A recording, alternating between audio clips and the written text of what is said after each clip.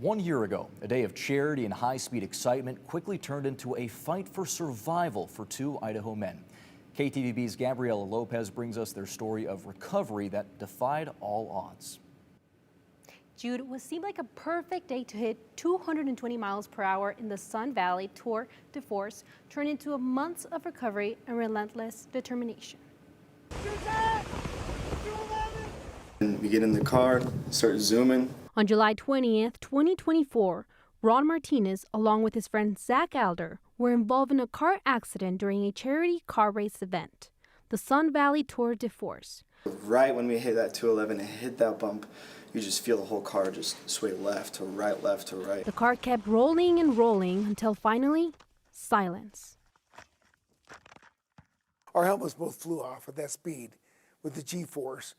We flipped 10 to 14 times. Ron and Zack were flown out of Sun Valley in critical condition. Had significant injuries to both his brain, his internal organs. His pelvic ring was disrupted and was wide, and so that is something that can cause life-threatening exsanguination. Doctors at St. Alphonsus say Ron's injuries were extremely severe and the rate of survival was 30 to 35%. Because they said it wasn't going to last. Many doctors said it wasn't going to last 24 hours, 24 to 48 hours. But then a critical turning point. Once we made it through the first 24 hours, I knew we were going to be able to get him out of the hospital. And the race to save Ron's life had begun. Our goals the first few days were, one, stability. For weeks, he was in a coma until finally there were signs of progress. He woke up and knew who his family was and gave me a thumbs up. And later down the line, he was able to talk to me, and that was huge.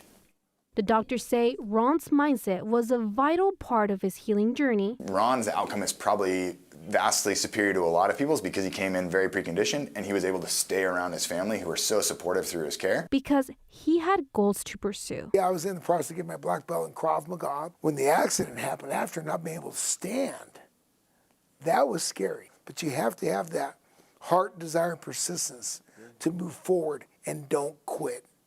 Always move forward and don't quit. And for Ron, there was one person who gave him the strength. My wife, Susie, was there the whole time, day and night. She had the faith, said, no, you're going to be fine. Day after day, Ron pushed himself to get better. You see what he did for himself, going out, working with his own therapist, working with an aquatic therapist, getting on a bike and really pushing himself. Now, the doctors say Ron is back to full strength. And for Zack, seeing Ron back on his feet feels like a miracle. So for this guy to be laying in bed for 3-4 months. 5 months. 5 months, yeah. Exactly, like it does not do well on your brain. But again, driver. Both men admit they wouldn't change any part of their journey. Regretting getting on the car? No. Like, there's a picture that I have hanging on my wall of us going that speed limit, but it's a beautiful picture. Yeah. You see the scenery in the back, you see how fast we're going, and you see the smell through my helmet.